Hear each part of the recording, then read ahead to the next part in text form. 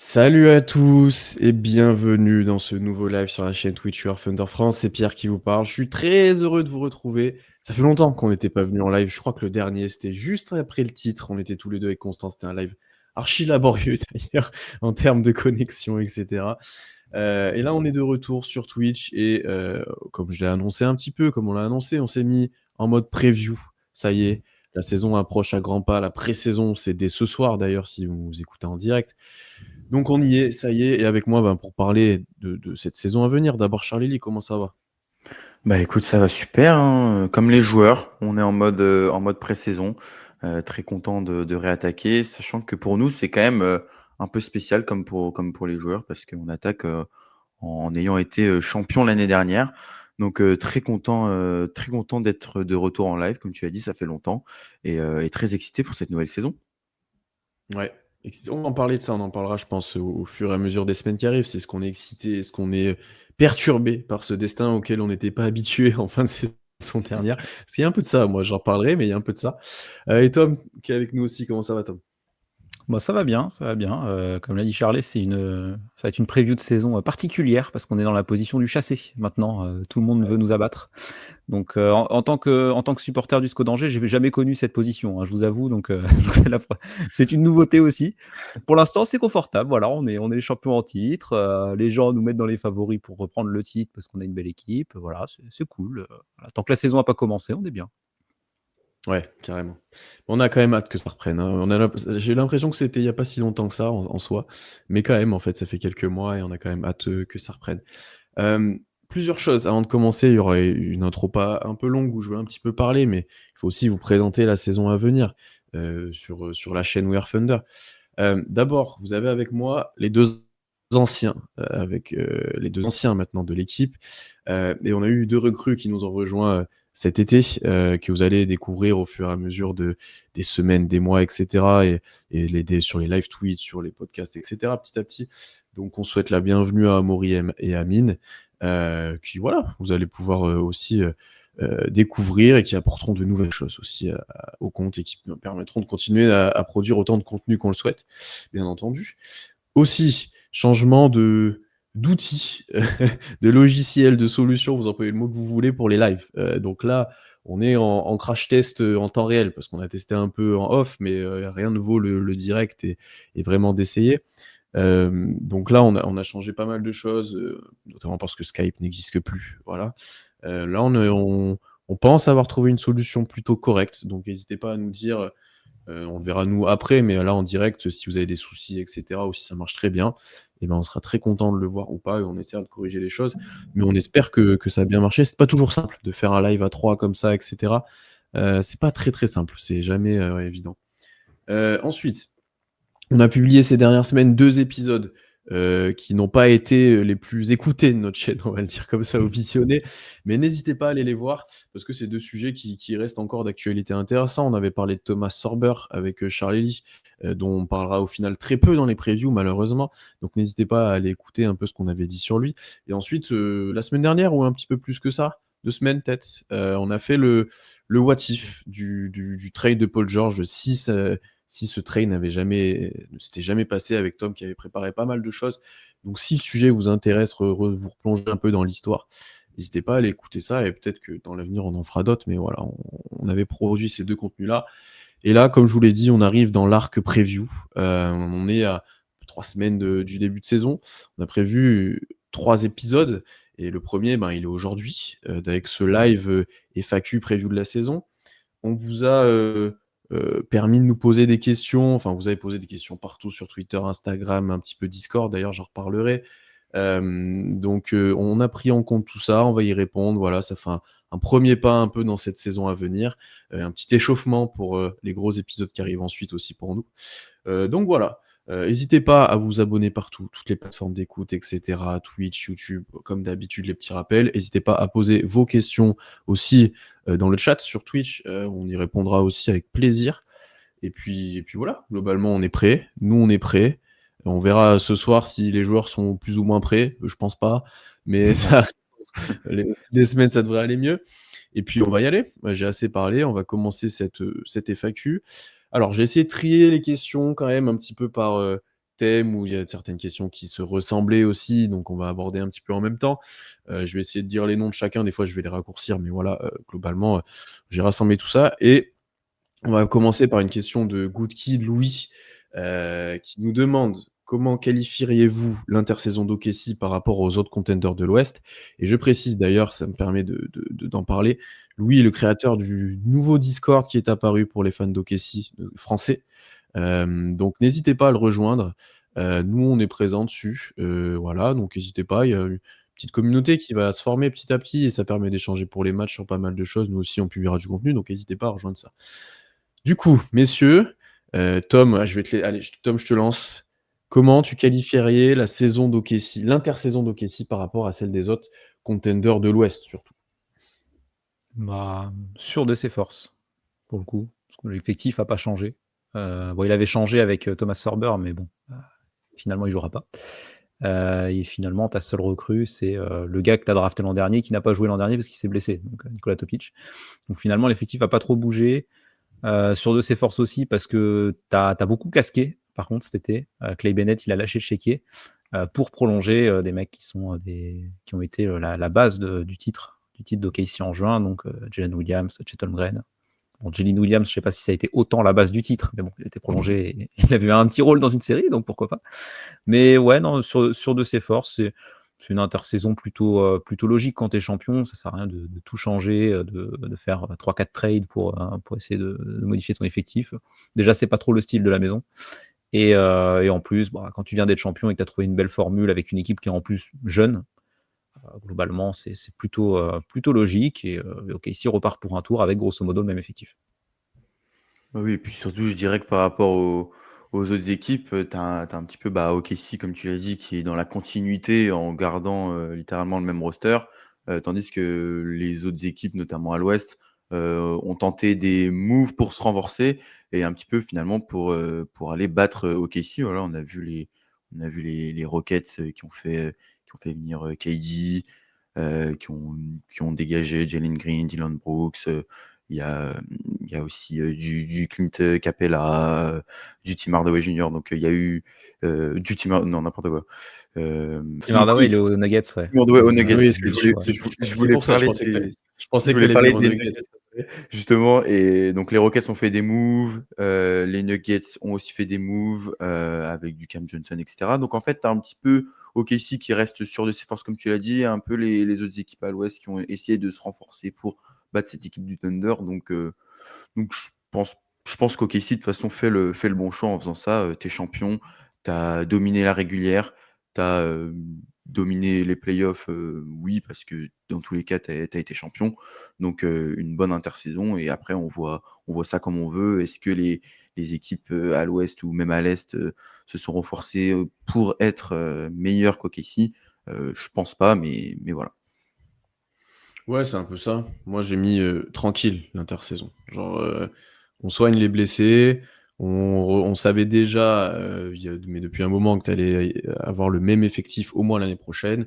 Tu as prolongé ceux que tu devais prolonger pour garder le même groupe, voilà, globalement. Tu es dans ton cycle de 2 ans qui était acté, on l'a dit, depuis l'arrivée de Caruso Hartenstein en tout cas. Donc ouais, tu t'appuies sur une équipe qui gagne globalement, il faut quand même le dire, même si on reste éternel un peu critique sur le jeu, sur ce qu'on a vu en playoff, etc. OKC a gagné difficilement, mais a gagné. Donc je suis d'accord que c'était plus aux autres d'essayer de faire un petit step pour s'en rapprocher. Parce qu'OKC a gagné avec quand même sur le papier un effectif supérieur à ceux des autres. Voilà, alors autant ça a été sur le terrain, c'était parfois dur à mettre en place, mais dans l'effectif, sa profondeur et voir le talent, hein, parce que avec un Chet, J-Dub et Shea, tu rivalises quasiment, voire avec tout le monde, en talent pur. Donc ouais, ça a plus essayé de se renforcer en face, Dallas, Denver, les Lakers, Houston, moi, KD. Voilà, tout le monde a un peu fait ces ajustements qu'ils avaient peut-être pas pu faire avant ou qu'ils ont repérés en playoff, pour Denver notamment, sur du Tim Hardaway, sur du Cam Johnson. Voilà, pas mal de choses, mais pas surpris de cette tranquillité qui est assez logique au final. T'as un groupe jeune, t'as un groupe qui s'entend très bien, t'as aucun souci interne, t'as aucun souci vraiment contractuel qui arrive, ça arrivera plus l'année d'après. Donc ouais, t'as aucune urgence, quoi. On en reparlera dans l'épisode parce qu'on a des questions sur lui. Le joueur le moins qui peut poser des questions, c'est Ousmane Dieng, quoi. Donc si c'est ça ton Ouais. problème, qui est ton 14e joueur au 15e, au Ça va. 14e, parce que Sorber est blessé, c'est qu'on n'est pas si mal. Donc non, c'est très Thunder de pas bouger, mais c'est très logique aussi. Voilà. Oui, c'est globalement une position que beaucoup d'équipes, championnes en titre, ont adoptée, quand tu regardes dans le passé. Les Nuggets, l'avaient fait en 2023, c'est ce qu'ont fait aussi les Celtics, l'année dernière, donc c'est tout à fait logique. Mm. On aurait pu se dire, on a une faiblesse un peu au tir en playoff, parce qu'en saison régulière, non. On essaie d'aller chercher ça, mais encore une fois, quel sacrifice, quelle perte, quel véritable upgrade t'aurais eu avec ça, et quel joueur, même d'ailleurs, on en reparlera aussi dans l'épisode, on a des questions sur ça. Quel joueur tu vas chercher? J'aimerais bien Ouais. voir. On a eu une deuxième question de Louis. Et là, on va partir un peu sur des aspects un peu plus individuels là, sur les prochaines. De qui devons-nous attendre le plus gros step-up? Et si on devait choisir qu'un step-up d'un joueur, quelle progression, du coup, ça serait la plus bénéfique pour l'équipe? De qui peut-être vous attendez le plus gros step-up? Charlie, peut-être. Moi, je dirais, là, comme ça, qui me vient, je dirais Chet, quand même. Certes, déjà, là où j'attends un step-up, c'est j'aimerais voir une saison complète, de Chet Holmgren. Évidemment, on espère, qu'il y aura pas de blessures ni de bobos. Et là-dedans, on a quand même été un petit peu, sur notre fin, sur la fin de la saison régulière, sur son retour. J'ai quand même trouvé qu'il a manqué, on l'a tous trouvé, il a manqué de rythme. Il a pris son temps pour revenir. Pendant les playoffs, ça allait mieux. Mais je pense que ouais, on attend tous, de Chet Holmgren une petite progression, sachant qu'en plus il a signé un très gros contrat. Je pense que nous, les fans et même, l'organisation attendent de lui qu'il montre qu'il mérite son contrat et qu'il va rester, au Thunder, pour des années encore, on l'espère. Et quand je parle de progression et de step up, moi j'attends qu'il débute la saison comme il l'a débuté la saison dernière. C'est-à-dire, vraiment, évidemment en défense, injouable, le meilleur défenseur, de l'équipe, de loin. Et qu'en attaque, il essaye de marquer ses tirs de loin évidemment et qu'il soit très agressif au cercle, ce qu'il avait fait, l'année dernière, en attaquant. Et s'il pouvait maintenir ça sur, tout le long de la saison, je pense que là, vraiment, il y aura plus trop de questions à se poser, sur Chet Holmgren, et sur son impact, à OKC défensivement comme offensivement et sur, la suite pour lui, avec le contrat qu'il a signé. Non, moi je suis d'accord sur Chet. Après, je sais pas si on peut parler d'un step-up ou si on veut juste qu'il confirme ou qu'il, comme tu l'as dit, qu'il soit au moins présent, tu vois, qu'il réponde présent et qu'il soit au niveau comme celui des saisons dernières, tu l'as bien dit. Ou, voilà. Après, il peut step-up largement offensivement, mais défensivement, on peut pas attendre de step-up d'un joueur de ce Oui. niveau-là. Mais voilà, qu'on ait une saison pleine, qu'on ait une saison où il est en forme, qu'on ait une saison où il puisse prendre plus d'envergure, parce qu'au final, on l'a peu vu l'année dernière, qu'il puisse plus jouer avec Hartenstein, voilà, qu'on le responsabilise comme un joueur au contrat max, parce qu'en fait, Mmh. on aurait pu dire, l'année dernière, c'était plutôt J-Dub qu'on attendait, et force à dire qu'à la fin de saison, quand on fait le bilan, il a répondu présent. Chet, on attend aussi, lui aussi, cette saison, plus confirmation de tous les espoirs passés en lui. J'attends pas à ce qu'il explose et que ça devienne un top 10 NBA, c'est pas ça. C'est plus, voilà, on confirme les attentes, on confirme le contrat max, on confirme tout ça.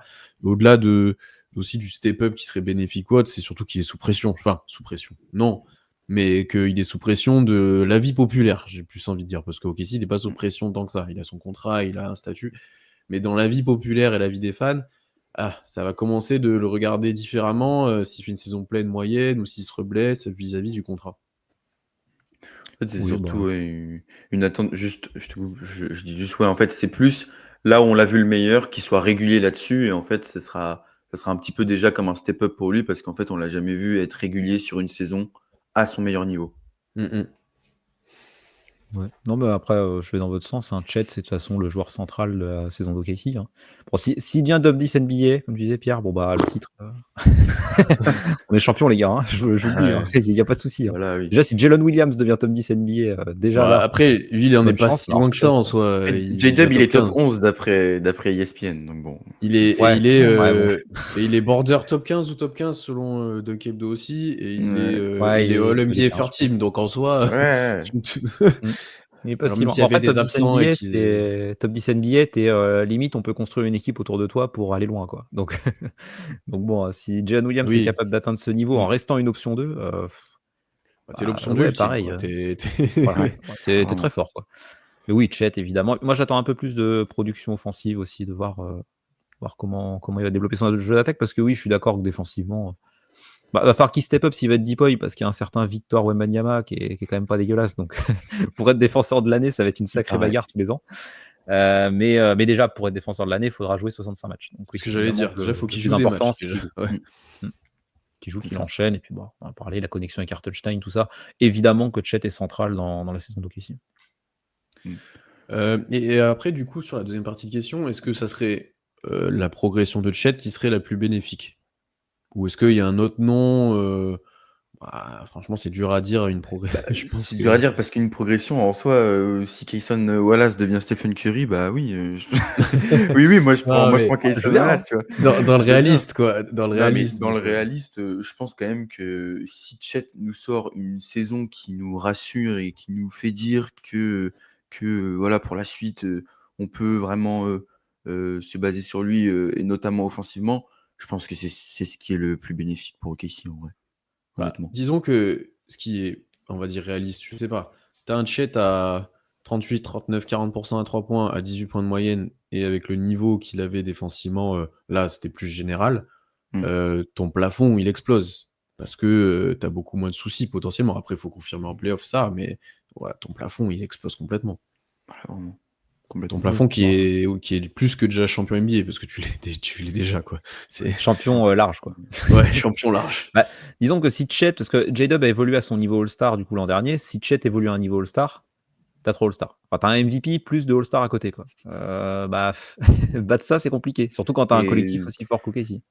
et tu les 3 sous contrat, donc ouais, franchement, en vrai, tant Oui, que voilà. t'as tes 3 stars, si les 3 continuent de progresser, t'as pas grand-chose, qui peut t'atteindre, en vrai. Après, je suis d'accord que peut-être le candidat 2, c'est le nom qui est ressorti. Cason Wallace, c'est pas Mmh. parce que nous, on l'apprécie bien. Tu as déjà des bribes de choses qui se font très positives. Il a eu un impact énorme sur la campagne de playoff. Tu vois les axes de progression qu'il pourrait avoir et qui sont pas inaccessibles, je trouve. Pas pour en faire un joueur, encore une fois, un All-Star ou tout ça, mais pour en faire un vrai role-player exceptionnel. Donc ouais, lui, ça serait ça changerait pas la phase de l'équipe, je pense, mais ça serait bénéfique quand même. Parce que tu te Ouais, poserais moins c'est de questions aussi dans le futur sur les contrats. Dans ce point de vue. Ah, tu te poserais des questions, mais ça serait le choix du roi, quoi. Ouais. Voilà, Ouais. tu te mets bien. Bah, si Kayson devient un calibre titulaire NBA, mais que tu l'as en sortie de banc, bah, c'est du luxe, hein. Bon, après, en vrai, il est titulaire dans beaucoup Ouais, mais d'équipes. Hein. titulaire dans des joutes de playoff, quoi. Dans des grosses Ouais, confrontations de playoff. Ça, Ouais, je c'est suis un pas titulaire en encore finale sûr qu'il ait NBA, le hein, niveau. Kayson Wallace, hein. Ah, il joue beaucoup, ouais. Mais Il tu était vois, je suis pas titulaire sûr en que ce en soit. finale il est NBA, hein. titulaire parce qu'il Eh oui, Ouais, c'est vrai. Mais mais après, après, c'est plus un choix de coaching, tu vois. Je sais pas. oui, oui. bien sûr. Je pense qu'il y Non, a mais un. genre un gars indiscutable. Un gars que quand tu Ouais, le poses voilà, sur la tu vois. feuille, tu sais, il n'y a pas Oui. de doute. Il est là. Ouais. Comme Oui, Lou comme en un. soi, il est là. Oui, Au voilà, même Luguentz niveau. Dort, exactement. Mmh mh. Ok. Du coup, on a quand même on a répondu un peu, mais une question spécifique Chet. C'est Eloucha qui nous la pose. C'est que pensez-vous de la saison rédemption de Chet par rapport à sa saison régulière raccourcie et pas ses playoffs? Moi, je reviens sur ce que j'ai dit un peu, mais il va être attendu. Il faut que sa réputation. Parce que j'ai quand même l'impression que Chet, il a une réputation, notamment des autres joueurs de la ligue ou dans les médias ou autres, qui est supérieure à l'impact terrain, ou en tout cas la constance qu'il a eu dans l'impact terrain sur son début de carrière. Presque sa réputation est basée sur son début de saison dernière, comme a dit Charlet, où il était vraiment Mmh. fort. J'ai l'impression que pour l'instant, voilà, sa réputation et la vision qu'en ont les gens parfois excèdent un peu le joueur qu'il est réellement. Alors après, c'est un joueur qui en finale NBA est capable de te faire tourner un match. Ça, je suis complètement d'accord, etc. Mais pour moi, il faut vraiment, comme on l'a dit, qu'il fasse une saison pleine pour répondre aux exigences et à correspondre à la vision des gens sur lui, et qu'il fasse une saison comme sa vraie saison rookie, comme l'année où il joue tous les matchs et qu'il est très bon. Voilà, ça va être vraiment ça, nous, la saison rédemption. Je pense que lui, il est pas en mode vengeance parce qu'il a gagné, il était là pour la fin en plus, donc c'était principal, mais je pense que lui aussi a envie de prouver. Oui, il était Oui, pas à tout à fait. 100% en Non. rythme, quoi. Il était à Non, 100% non. physiquement, mais il peut faire mieux, entre guillemets. Mais oui, c'est vrai que par contre, il est assez surestimé, je trouve. Après, les joueurs d'OKC, Jalen Williams, c'est un peu le cas aussi. Je les trouve globalement un peu surestimés par la vie globale. Mais bon, après, c'est que c'est une équipe jeune qui vient d'être championne, donc c'est pas mais J-Dub surprenant, a quoi. peut-être montré plus de choses. J-Dub a Après, mis 40 J-Dub, points en oui. finale, et c'est un 40 points profil en finale. aussi, c'est un profil où défensivement, il est, je sais pas combien NBA, mais élite de chez élite, Et haut. et Ouais. offensivement, il a un profil qui peut tout faire. Enfin, c'est autre chose. Je trouve qu'on a vu 10 fois plus de choses de J-Dub que de Chet. Ah oui, je tout à trouve. fait. Mais c'est que J-Dub, tu fait. vois, quand ça en parle de J-Dub, le enfin le scoring 3 niveaux, etc. Enfin, J-Dub, il y a toujours ces soucis de le tir à 3 points. Est-ce que c'est vraiment un mec très adroit à 3 points ou est-ce que ça va être les montagnes russes comme ça a été l'an dernier finalement, hein. Il n'a pas été si adroit. Je pense qu'il sera pas adroit l'année prochaine. On verra. On va voir. Mais, Surtout s'il tire main gauche. Hein, Ouais, bah, après, on c'est sait ça. pas. Il va peut-être se découvrir quelque chose. Hein. Ouais. Il est peut-être gaucher finalement, J-Dub, on sait pas. Mais ouais, oui, par contre, oui, Chet, c'est plus accentué parce que J-Dub, on a quand même un mec qui a mis 40 points en finale. Donc à un moment donné, bon, c'est quand même pas mal. Là où Chet, il est plus surestimé sur son jeu d'attaque où les gens semblent le considérer, je trouve, comme un shooter fiable alors que c'est pas réellement le cas pour l'instant.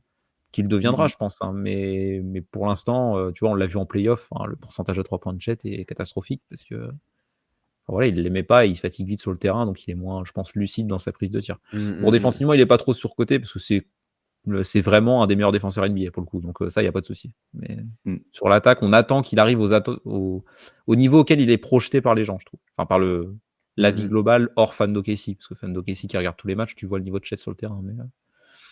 Mais...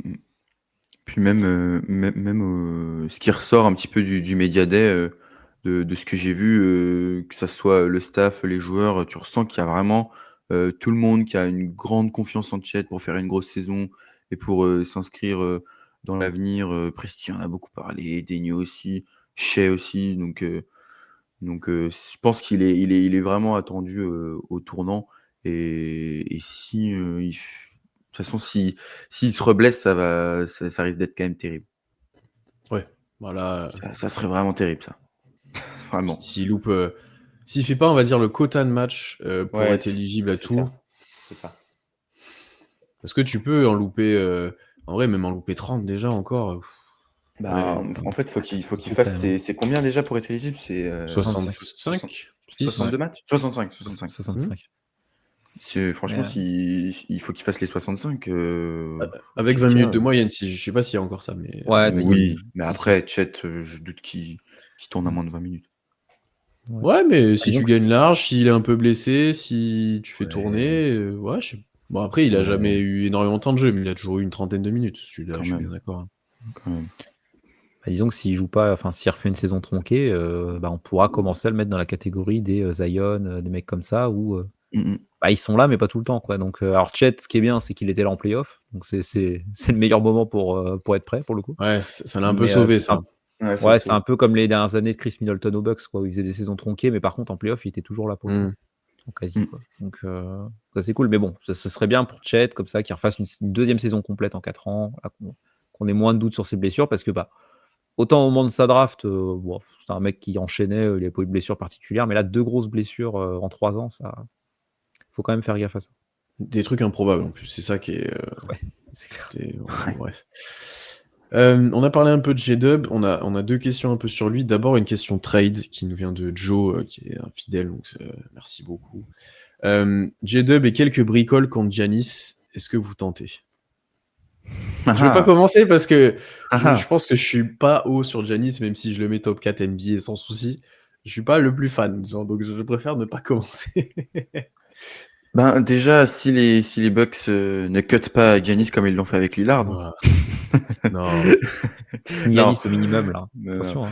Mais après, c'est vrai que vu ce qui se passe aux Bucks, t'as Giannis qui C'est potentiellement probable qu'il pourrait être s'en aille à un tradé. moment. C'est Ouais. potentiel qu'il va potentiellement demander son trade.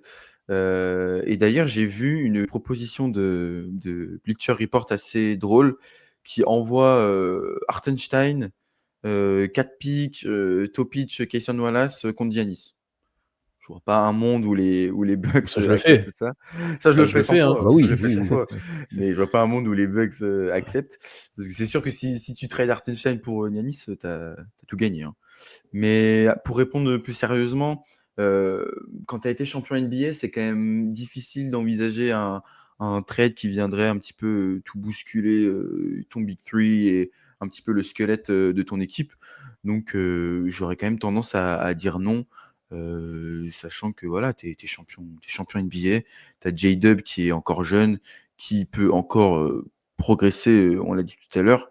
Je sais pas si tu as forcément envie d'un Giannis, sachant que si tu trades pour J-Dub, tu te retrouves avec Hartenstein, Chet, faut aussi faire des moves derrière, faut trouver une complémentarité. En termes de spacing, on l'a dit, ce qui nous manque, c'est un petit peu de shoot. Bah, c'est pas Giannis qui va t'en apporter. Donc, moi, je pense que je suis comme toi, Pierre, je suis pas le plus chaud sur Giannis. Et en plus contre J2. Ça dépend des bricoles après, hein. Moi, si on me dit Ouah. c'est J-Dub plus, Ça dépend des bricoles, bon mais là, tu sais que contractuellement, c'est pas possible, il est encore sur sa dernière année. contractuellement, tu dois au Oui. moins, Après, tu tu dois. Ça serait perds cet été, quoi. J-Dub. Tu perds J-Dub qui va être quand même Ouais, qui va mais être payé cher. franchement, Hein. si Tu on te pourrais pas le dit faire J-Dub, maintenant. Tu peux pas le faire à Tu peux l'instant pas le T faire déjà. ah oui, maintenant, non, ça c'est c'est sûr que sûr. c'est dans 1 an, par contre, ça c'est C'est sûr. dans 1 an. Mais, Et tu mais tu dois dis J-Dub rajouter plus, au moins un contrat. bah, avec le futur contrat de Je J-Dub, suis ouais. pas si Non, sûr que ça. Hein. si, parce que Franchement, il est payé Giannis, cher, J-Dub, hein. Giannis, alors il a bien le plus de contrat 50 de millions, Giannis, je crois. le contrat de Giannis, la saison prochaine 41. 54 millions, Ah si, saison ouais, d'après 41 J-Dub. 58 et saison Tu vois, d'après qui est une player option 62. Donc oui, tu dois quand même rajouter un peu. Ouais. Ça tu serait quoi? rajoutes Bah, après, tu peux un rajouter Isaiah Joe, un Joe, hein, ça marche, Wiggins. hein. Oui, tu peux rajouter Isaiah Joe, mais Si le trade c'est J-Dub, Isaiah Joe, tu lâches 3 firsts et tu as Yanis, moi j'y vais, hein. Et après tu rebouges Hartenstein pour avoir un ailier, défense et tir et bah, chez Yanis, il y a un moment donné, moi je veux bien la compatibilité, mais c'est OKC, c'est l'équipe qui drive le plus de NBA. Tu rajoutes Yanis à une équipe qui drive. À un moment donné, moi je veux bien les problèmes de tir, mais Ouais. comment t'arrêtes les drives d'OKC? Non, C'est moi, impossible. enfin, ouais, alors comment moi, t'arrêtes les drives d'OKC, mais si tu défends les drives et que derrière t'as aucun shooting, Oui, mais comment tu défends un drive de Yanis? Personne peut défendre un drive de Yanis. La seule fois où bah, on l'a vu galérer, c'était le Heat à l'époque qui avait fait un entonnoir et c'était Yanis qui découvrait entre guillemets les playoffs. Ah, franchement, et moi, surtout, et ça, surtout de l'autre côté ça du terrain, m'embête. Hartenstein, tu le Ça, je trades suis. évidemment, mais tu as une raquette Yanis Chet pour défendre le cercle. bon, mais Bah, ça c'est sûr. Moi, je suis pas, je suis bonne pas chance archi quoi. fan. Mais Moi. t'as plus de J-Dub. Euh, je sais pas, Oui, hein, tu vois, tu perds un peu en création de tir tu par perds exemple, ce genre clairement de en choses, création parce que mais parce Shea va que moins, va moins au cercle, imaginons, il va un peu plus mi-distance, un peu plus créer ou quoi. On l'a vu sur les playoffs qu'il était capable de créer pour les autres, Shea, hein, qu'il a non mais débloqué ça dans son jeu. Moi, franchement, après enfin, à un moment donné, je tu dis mets pas 2 que ça joueurs serait pas top 4 NBA dans compatible. la même équipe, c'est forcément une bonne idée pour moi. En plus, c'est pas comme si, là, je te parle du scénario où tu es pas en train de bazarder toute l'équipe pour l'avoir, quoi. Tu lâches un fort joueur, hein, J-Dub, hein, qui est top 20 NBA facile. Tu lâches, bon, Isaiah Joe, à la limite, en playoff, on a vu que c'était compliqué, mais tu lâches des pics, enfin, tu lâches des trucs, mais c'est pas, c'est pas rédhibitoire non plus. Tu as encore Chet, tu as encore Chet, tu as encore pas mal de role players. Ah, moi, je le fais tous les jours, hein. Par contre, si tu me dis c'est J-Dub plus d'autres joueurs, plus machin, enfin, et tu récupères un contrat pourri, ce genre de truc, là, ça commence à être chaud. Mais là, sinon, enfin, on parle de 2 MVP dans la même équipe, quoi. Et Yanis, il a 30 ans, quoi. Yanis, il a encore quelques années devant lui, hein. Alors, moi, si je donne mon avis sur ça, en termes contrat, etc., ça serait pas archi simple. Il faut voir ce qu'acceptent les Bucks, etc. Mais tu devras quand même lâcher pas mal de choses, je pense. Après, en termes terrain, je suis pas archi fan. Défensivement, bon, il y aura pas de souci. Surtout que Giannis, dans la défense d'OKC, je pense qu'il pourra être exceptionnel. Dans le jeu de transition, dans plein de choses en plus, derrière, ça débloquerait. Ok. Après, en termes de spacing, je veux bien qu'on dériverait toutes les actions, etc. Mais On a je déjà sais pas pas. de spacing. On en a déjà Ouais, pas du spacing, enfin, on met rien. Il y Oui, a un moment enfin, donné, déjà, tu tu gagnes perds. tu gagnes le titre parce qu'il y a un moment, tu commences de mettre des tirs, en fait, aussi, parce qu'il y a des moments où, tu vois? C'est ça, Alors, tu perds J-Dub et un Wiggins ou un Joe ou un Caruso ou un Wallace, tu te retrouves avec plus grand chose et certes, tu arrêtes pas un drive de Giannis et de Shai facilement, mais tu as des défenses qui vont forcément s'adapter et tu vas te retrouver un peu coincé. Après, je dis pas que ça peut ne pas marcher, mais je dis juste qu'à choisir, je pense que je garde la configuration dans laquelle on est et forcément on est champion NBA donc je suis biaisé par ça. Mais voilà. la configuration actuelle est bien plus évidente avec J-Dub qui est ton outil ultime de polyvalence, de plein de choses, et cetera. Là où tu mets un Giannis au milieu, parce que tu parles de Gerd Hartenstein, je suis pas su tu es obligé de l'enlever. Donc en fait, ah oui, c'est sûr. Obligé de tu l'enlever. réduis vraiment ta profondeur, tu réduis vraiment, ta façon de jouer à un bully de Shai et de Giannis dans la raquette, quoi, entre guillemets, hein. Hem Après, Shai, il a un skill set, il peut et mettre de des pull-ups à 3, il peut shoot à ouais, mi-distance. Enfin, enfin, c'est pas son jeu non Giannis en plus. développe un peu, mais c'est pas là où il est le meilleur. C'est-à-dire que Chet, en plus, devient un joueur que tu mets dans un coin, concrètement, Mmh. Ouais, encore mais à plus un que moment donné, maintenant. enfin, regarde à quel point les défenses vont être attirées par Shai et Yanis. Les mecs qui vont avoir autour, tu auras peut-être pas de top shooter, mais par contre, ils vont être grands ouverts à Non, je suis 3 points, d'accord. ça va être transat, hein, ils vont être bien, hein, parce que Disons Yanis, que il est triplé, hein, par les défenses, hein, et Shai, disons il que est si doublé ou triplé aussi, si hein. ça fonctionne, je suis d'accord que, bon, tu es meilleur, j'ai aucun souci à l'admettre. Mais je trouve que Oui. l'itération est bien plus difficile à mettre en place et bien moins évidente que là où actuellement, ça tourne bien, en fait, tu vois? Oui, Tu es après dans c'est le confort. pas Et t'es surtout, pas en mode: «Faut absolument qu'on aille sur ça Yanis», c'est sûr. ça Mais, tourne bien et t'as un J-Dub qui, a joué 3 saisons NBA, et qui peut et va encore progresser, ça j'en suis sûr, Il y a une question de timeline, c'est vrai aussi, où bon, tu vois? Giannis c'est pas très vieux, il a 30 ans, je Non, crois, il a encore 31, des 30, années peut-être devant lui. 31, je sais plus. Il a 31, il a Il 31. est plus vieux que les autres, c'est certain. Il est plus vieux que Shai, il est plus vieux que Chet, et cetera. Donc c'est pas rédhibitoire, mais tu préfères avoir, un J-Dub, je pense. Donc ouais, je pense pas qu'on soit d'ailleurs la destination favorite de Giannis non plus. Non. Non, mais Non, je pense pas que ça se fera. Là, on est sur de l'hypothétique, bien sûr. mais tu vois, si tu as le scénario, regarde Luka Doncic aux Lakers, personne ne le voyait venir. Tu as le scénario où tu as le GM des Bucks qui vient voir Sam Presti qui fait: «Ah Yanis, on va pas pouvoir le garder, tu chaud, on Est-ce que récupère Jalen Presti le Williams». fait? Oui, est-ce que Presti le fait ou il est trop, Ah moi, il le fait, je pense. sentimental, mais tu penses qu'il fait? Ouais. Bah, Après à l'époque, si enfin, Presti, il est capable de faire des gros trades. Tu vois, on a parlé du what if Paul George. Ah, quand il a fait le ouais, mais trade pour c'est Paul c'est George et ça Melo, date d'il y a 7 ça date d'il y a 6 C'est piges, Paul George et c'est Paul George qui lui a demandé. et c'est ça. J-Dub, il ne veut pas partir, je pense. Tu ah oui, vois? non, mais Non. J-Dub veut pas partir non plus, ça, on est d'accord. Après Mais non, quand, mais je parle de Paul George, l'arrivée de Paul George, moi. ah! Quand Ah Sam oui, Presti donc voit que ça coince, il fait Paul George et en plus il fait Carmelo. Alors ça a pas mais marché oui, mais Carmelo, là ça ça coince s'est mal pas. passé. C'est ça le Mais truc. pour moi Sam Presti, il est pas frileux à l'idée de faire des trades comme ça. Tu as l'occasion d'avoir, 2 des 4 meilleurs joueurs de NBA, 2 mecs qui ont été MVP, qui sont dans leur prime. Ah, Non, je franchement, à suis un moment d'accord. donné, Non, c'est moi vrai, j'y c'est vais, vrai. hein. Ça va C'est vrai, matcher, c'est hein, vrai. je vous le dis, hein. Ouais, c'est Après tu te vrai, creuses les mais méninges pour les faire jouer après ensemble, mais c'est vrai que bon, Oui. sur le papier, Puis ouais, imagine mais quand Shai là, tu as une sort, pression i par contre. i Eh, imagine quand Shai sort, c'est Yanis tout seul sur le terrain avec 4 joueurs autour.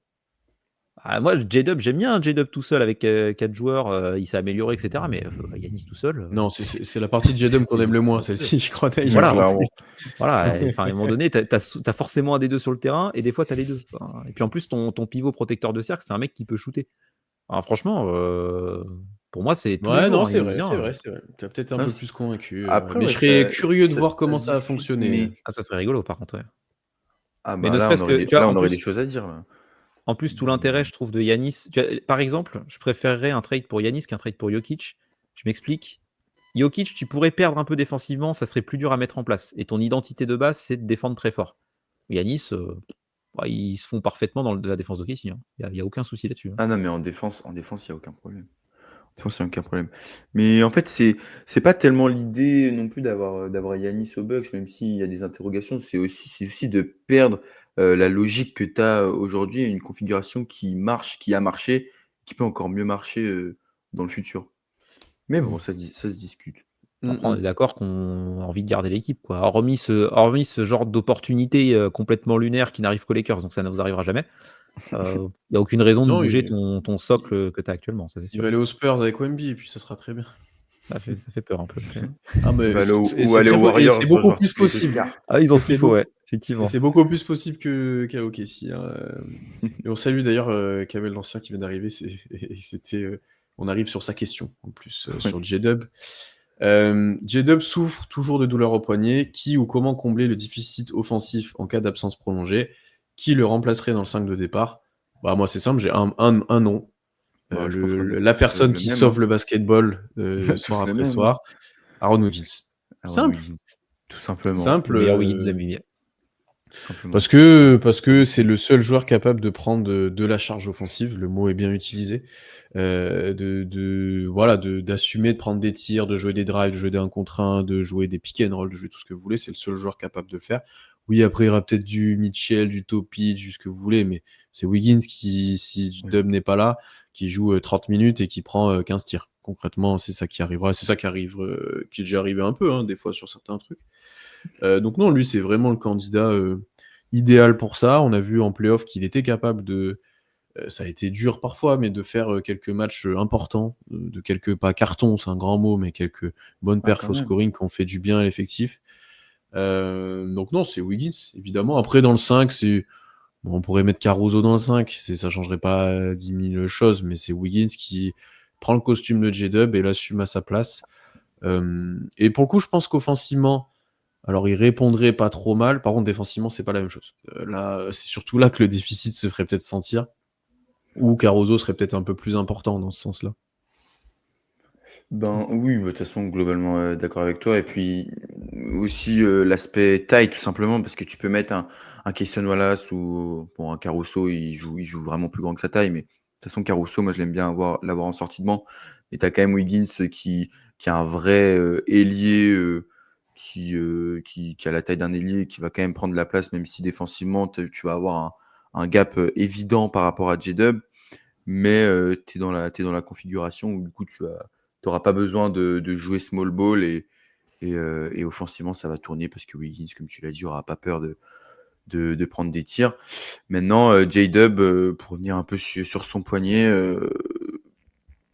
le J-Dub, Presti et Denio sont restés un petit peu flous à ce sujet. En fait, ils savent pas vraiment quoi, s'il sera là contre les Rockets à l'Opening Night.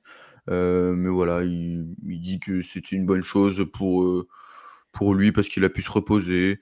Mais il dit qu'il y a encore pas mal de travail pour qu'il revienne bien. Donc, on ne sait pas trop s'il sera là et c'est bien quand même de se poser les questions de son absence et de savoir comment on va dealer s'il n'est pas là. Il faut qu'il se remette de son poignet, hein. Si on fait premier mois de compète sans lui, Mm. et qu'il revienne Pas à grave. 100%, c'est préférable plutôt que l'avoir diminué et qu'il fasse une saison un peu en dents de scie, quoi. Donc ouais, Aaron Wiggins évidemment, qui prend sa place. Après on a vu qu'Aaron Wiggins dans des gros matchs où du coup ça devient le deuxième créateur offensif, c'est plus dur, c'est logique. Mais après, surtout si J-Dub est absent, par contre, tu pourras avoir des line-up très rigolotes avec du Topic, Cason, Wiggins, Hartenstein, enfin tout le monde crée un peu là-dedans. Et ça pourrait être sympa. Mais oui, C'est rigolo le si ça joueur le plus marche, proche, mais si Ouais. ça marche c'est pas, ça. tu vas faire oula, Oui, oui, c'est sûr. oula. C'est sûr. Mais plein de petits créateurs différents, là, ça peut être sympa. Mais oui, le joueur le plus proche de J-Dub, c'est Wiggins. Oui, il y a une vraie possibilité que J-Dub joue pas à l'Opening Night. Donc c'est Bah, bien en fait, de lui, vérifier ce ça. qui est bizarre, c'est on n'a pas de date, mais lui est quand même très transparent sur. Enfin, il a quand même montré sa radio, il a montré ses injections, là, il a fait une vidéo, je n'ai pas encore regardé, mais où il parle de son été de la main gauche, concrètement. Enfin, il est quand même, il diffuse pas mal de choses, mais c'est vrai qu'on n'a pas de date. On a juste quelques images au training camp, là, où il tire main gauche, mais il a aussi quand même tiré un peu main droite et dribblé main droite. Mais bon, si le cassage du poignet lui fait mal, c'est quand même pour le tir, Oui, c'est c'est quand pas même bon non assez. plus. Ouais. Et non, après, je suis d'accord qu'il faut prendre le temps. Donc, quitte à louper les 15 premiers matchs, vas-y, prends le temps de revenir correctement. Pour le coup, toi, tu as déjà eu un peu d'achievement perso. En plus, si c'est ça qui est en jeu, tu en as déjà eu l'année dernière en soi. Donc, non. Et puis après, à part Wiggins, concrètement, Bah après, ouais, Wiggins, c'est donner la balle à Topic, à Mitchell, ouais, c'est ça, etc. c'est Mais ce que j'allais dire. Dans le 5, on met Wiggins, mais par contre, c'est sûr que ben, tu as des minutes de créateurs qui vont être enlevés avec l'absence de J-Dub. Donc forcément, tu vas beaucoup plus voir du AJ Mitchell, du Topic et même du Cason Wallace, en vrai, balle en main pour essayer de créer. Et tu vas quand même t'en remettre à Shai, bien entendu, parce que s'il n'y a pas de J-Dub, tu auras encore plus de Shai balle en main pour créer pour lui-même et pour créer pour les autres. Mais ça fera aussi de la place pour, pour les nouveaux et c'est pas plus mal non plus. On verra comment il revient, s'il est gêné. Mais je vois pas l'intérêt de le faire jouer s'il est gêné. Non. Comme en playoff, là, c'est aucun intérêt. On verra. Après, ça peut être intéressant de le faire jouer qui développe la main gauche. Bon, on en a déjà parlé, mais c'est assez drôle.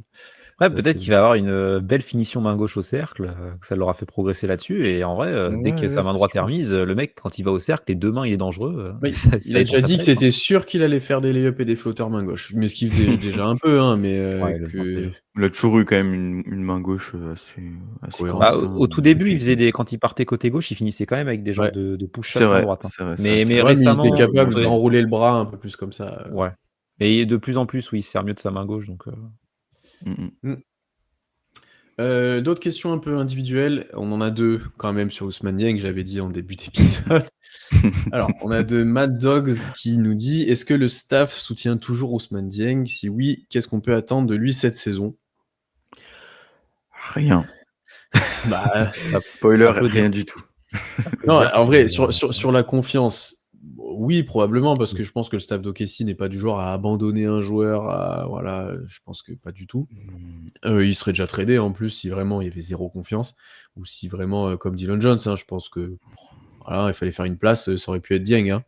Donc il Ouais, avait un mais peu plus de confiance que Dillon Jones, on va dire. Après non, les attentes, il y en a pas. il n'y en a aucune. Ça fait des Non, années qu'on dit ça. J'ai depuis qu'il a l'impression été que drafté. c'est pareil avec Ousmane Dieng, mais c'est que si jamais Ousmane Dieng, il y a un truc qui clique, il arrive à trouver un bout de rôle à OKC, bah super, on est très content. Mais on n'y croit pas, quoi. les gars, Et si ça marche Déjà pas, bon bah c'est dans la c'est le continuité de joueur ce qu'on vit. c'est le joueur, combien? 14 dans la Ouais. rotation? mais oui. C'est le joueur qui a Voire déjà eu voire 15 parce que Carlson a un two-way, mais Carlson, tu lui donnes un petit peut jouer rôle, tu plus. vois? Ouais, Oui, tu vois? non, mais c'est sûr, même Limite, hein. En Barnhizer peut jouer vérité, plus. Ouais, franchement. Barnhizer à voir, mais bon, c'est Non, mais on va dire, là, dans la hiérarchie, si tu comptes pas les two-way, il est 14. Il a eu plein d'opportunités où il y avait des joueurs blessés devant lui, où il y avait personne, ou voilà. Après, il a eu des Il blessures a aussi quand même. il a eu oui, des les blessures blessures à des très aussi, mauvais mais moments, Ousmane Dieng, pour le coup. il a rarement été, en mode, «Ouah, là, ça fait 4 matchs, il est vraiment bon, on commence de voir quelque chose». Même Poku avait ces trucs-là, hein, et je tiens à Ouais, préciser, ouais. Poku avait des Ouais, passages, il y avait une belle perf contre les Cavs, le début de saison il y avant avait qu'ils se pètent là, c'était il y c'était pas mal. avait des bien meilleures il est choses. titulaire en 2022 et quand il est blessé, on est dégoûté, hein. Faut pas oublier Non mais ça. putain, on a plus de pivot. Ouais, Quand même. Dégoûté donc de la blessure de Poku, putain. Ouais, donc non, on a en vite vrai, changé d'avis quand même, mais il y a quand même pas d'attente. Enfin, et c'est pas négatif contre lui ou un truc contre lui, c'est que tu peux pas en avoir parce que Ah t'es même oui. pas sûr de le voir sur le terrain dans la saison à part dans le garbage time déjà. et Franchement, Ousmane Dieng, en vrai, il faut qu'il ait des répétitions, soit dans une équipe bas de tableau NBA, soit en Europe, hein. Là, Mais en vrai, là, J-Dub en plus, ça pourrait lui être utile à lui, parce qu'il est encore assez jeune. oui. Et c'est ça. globalement, quand tu vois, enfin, si tu regardes un peu ce qu'il fait en G-League, machin, bon, tu vois que niveau basket, il y a des qualités quand même, quoi. Donc, juste le Ouais, mais niveau puis tu NBA est peut-être vois, trop haut, quoi. ça serait pas le premier en plus français à faire ça, tu vois? Luau Cabarro, Malédon, Ntilikina, c'est tous des mecs qui sont de très bons joueurs de basket, qui ont pas su trouver leur place, en NBA et qui maintenant ont des super rôles, en Europe. Donc faut Même Evan Fournier récemment, hein. Evan Fournier ouais, en même NBA, Evan ça tourne Fournier, moins Après, c'est bien, un il autre part délire. d'Olympiakos, il est bon, après hein. c'est un autre Ouais, délire. Lui, il Ouais, a mais quand tu vois, même ça arrive. eu Il a eu une sa carrière grosse, NBA, mais il y a un moment où ça marchait plus. Il a essayé plusieurs contextes, ça marchait pas. Bah, il s'est dit, mmh tant pis, je retourne en Europe, quoi. Et en Europe, De il toute façon, les, s'éclate. les- les équipes d'Euroleague sont blindées d'anciens joueurs NBA maintenant. Ouais. Les meilleures équipes, globalement, hein. Non, mais enfin, Dieng, le meilleure chose qui puisse lui arriver, c'est qu'il parte. Parce que là, même, Kenrich est blessé. J-Dub est peut-être pas là, on sait pas. Je suis même pas sûr qu'il joue au poste 4, alors que t'as les c'est deux ça en devant fait. lui déjà qui se sont enlevés concrètement. Mais t'as encore C'est ça. Caruso, on va jouer small ball, du coup on va mettre, il y aura Chet et Hartenstein ensemble, il y aura peut-être Jay Will et Hartenstein ou Chet, voilà. Ensuite tu vas jouer avec Caruso, ensuite il y aura un truc petit avec Dort, hein. Il va même pas jouer. Un meneur comme Topic qui est assez grand. Donc, tu peux te dire, Ouais. niveau taille, En il fait, peut dépanner. toute façon, Tu Ousmane Dieng, préfères c'est jouer le. small ball que mettre Ousmane Dieng. Donc en fait, à partir de ce Bah oui. moment-là, c'est compliqué. Puis après, il a eu un bon été. Il a joué avec l'équipe de France, etc. J'ai Il vu a été qu'il a, coupé rapidement quand même, hein. il a Il a été fait Ouais. coupé un match rapidement, sur mais bon, 2 voilà. et Il a dit aux médias qu'il avait beaucoup travaillé sur son tir à 3 points. On attend de voir, hein, évidemment. Mais non, globalement, aucune attente sur lui. Et ça fait longtemps quand même qu'on n'a plus trop d'attentes. ouais. De toute Il va se façon, faire à partir du trader à la moment où trade deadline, je pense. En vrai. c'était le profil où s'il avait le niveau, ça aurait été super pour OKC, de grand ailier capable de faire 2-3 trucs balle en main et t'espères qu'il shoot à 3 points, quoi. Parce que Mm. son profil physique, il y a toujours pas OKC le profil physique Ousmane Dieng. Et si Ousmane Dieng avait le niveau pour être dans la rotation, il y serait tous les jours, hein. Il serait hyper utile. Mmh. Mmh mh. Mm, mm. On a une autre question de Toff sur, Dieng. Est-ce qu'un trade de Dieng pour aller chercher un vétéran utile en playoff? Alors, déjà, quel vétéran utile en playoff? J'ai pas d'idée. Et ensuite, c'est pas tant Dieng que tu traderas, c'est les choix de draft derrière, quoi. Enfin, C'est surtout ça. Je pense que Dieng, c'est un second tour, hein, que tu récupères, hein. trade Oui. Dieng tout seul, Tu tu ne récupères rien. tu Tu récupères ne rien. récupères Si, peut-être un second tour. absolument rien. Je sais pas, tu vois, il y a une équipe qui a Jamais. il y a plein de second tours et qui se dit: «Bah, vas-y, on Non. peut tenter le coup Ousmane Dieng». Bah, tu vois, pourquoi pas? Tu sais qu'il y a de la place dans le cap, ce genre de truc. Bah, franchement, Pour moi, il est valeur, nulle ou négative. Tu bah, récupères rien contre Dieng. mais tu vois, Dillon Jones, on a récupéré des trucs contre lui ou pas? Non, un autre joueur qu'on a coupé et on avait envoyé du Ah cash ouais. aussi. Ouais. Ah, du cash peut-être, ouais, Et ouais. c'est un 1er choix de l'année dernière. Oui, c'est vrai. Bon, après, il est vraiment pas très bon, Dillon Jones, pour le coup. Ousmane Dieng, je vois un peu plus de Oui, qualité basket quand même, je suis mais d'accord avec ça. Oui, mais mais bon. je pense. Enfin, oui, voilà, mais non, mais tout ça pour dire qu'on Après, récupère, enfin, un vétéran, je vois pas qui trade son vétéran contre Ousmane Dieng, honnêtement. Tu ouais. matches les contrats, mais comme tu l'as dit, tu lâches un pic avec, quoi. Ou Mais alors tu trades Ousmane Dieng avec un autre joueur contre un vétéran, tu vois.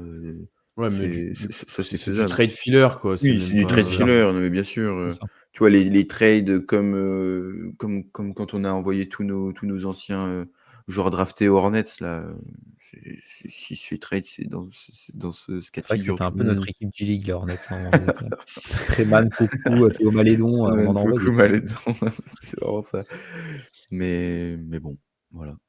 ouais, encore une fois, on sera pas très optimiste sur Ousmane Dieng, désolé, c'est Bah, dur de après, l'être, après. on aimerait qu'ils nous fassent mentir, mais là, même les Américains ne sont plus chauds sur Ousmane Dieng, donc ça veut bien dire que c'est C'est dire. compliqué, quoi. Il y a des irréductibles, il y en a toujours on a toujours des questions sur Dieng, on a toujours parce qu'il est Oui, français, nous de notre côté et bien sûr. cetera, mais C'est normal. Ouais. autre question de Mad Dogs et on en a 2 aussi sur lui. Quel temps de jeu peut-on attendre pour Nikola Topic l'année prochaine? Ça c'est dur à dire. Je pense qu'on avait un petit peu parlé. Pour moi, il aura des minutes quand même, la majorité des soirs, parce que tu le valorises beaucoup, parce que c'est un haut choix de draft, parce que c'est un profil que tu n'avais pas forcément, surtout quand AJ Mitchell n'était pas là, mais même il a un profil quand même beaucoup plus passeur et cetera. Donc je pense qu'on va essayer de le développer, de voir ce que ça peut donner en créateur avec le banc, peut-être pour aider J-Dub, peut-être pour plein de choses, jouer en pick and roll avec Hartenstein. Enfin, il y a des choses à mettre en place avec ce type de joueur-là, qu'on aurait voulu mettre en place avec Josh Giddey et qui n'a pas voulu. Il ne pouvait pas sortir du banc, etc. Maintenant, la concurrence, c'est hardcore. Sur la ligne arrière, c'est hardcore de chez hardcore parce que t'as Shea qui va t'en prendre 34. T'as du Lou Dort qui peut jouer, on va dire, 2, 3, 4, on va dire, entre guillemets. Kesson Wallace. Tu as Isaiah Joe, quand même, qu'il faut quand même pas oublier, et qui a un profil lui aussi unique dans le roster, de par le shooting. T'as du Wiggins, voilà, qui est aussi sur ces postes-là. Et Jay Mitchell, qui revient de blessure et qui avait été très bon l'année dernière, qui lui aussi est bien coté par OKC et par la fanbase et qui a été meilleur que Topic, je trouve, sur la Summer League. Bon, plus dominant, mais bien sûr, il avait plus de background. Donc moi, j'ai dit si déjà il joue 50-55 matchs avec une dizaine de minutes, c'est très très bien. Ah oui. Oui, oui, oui. Je suis d'accord. Moi, je pense quand même il va avoir du temps de jeu quand il sera là, mais on va quand même pas mal le voir avec le Blue.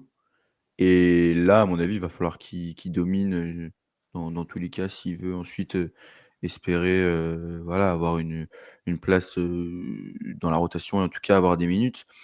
Mais c'est un joueur quand même qui est très intéressant. Moi, j'ai quand même très hâte de le voir face à des joueurs NBA parce qu'on l'a vu en Summer League. C'était intéressant, mais quand même, on a vu voilà, que c'était un passeur audacieux, on a vu ses qualités, mais on l'a vu quand même beaucoup perdre des ballons. Il jouait pas non plus tout le temps de manière très sereine. Donc j'attends de voir s'il arrive à avoir confiance en son dribble, en son jeu, pour avoir de vraies minutes. Et après, faut pas oublier que ça reste un joueur qui revient de blessure, donc forcément, il va aussi falloir Ouais. lui laisser du temps, tu vois. Même si c'est un rookie, voilà, il revient de blessure, donc c'est pas facile. Hem, mais moi, j'ai quand même hâte de le voir et pour le coup, pareil, les joueurs là, depuis que le training camp, a commencé, en ont vraiment beaucoup dit du bien en disant que, bah, évidemment, il avait une très bonne vision de jeu, un gros, QI basket. Il y a même Shai qui a aussi loué son jeu off-ball, et vraiment son intelligence de jeu, donc ça va être intéressant de le voir. Mais après, je suis d'accord avec toi, si déjà il joue, cinquantaine de matchs avec 10 minutes, c'est déjà pas mal.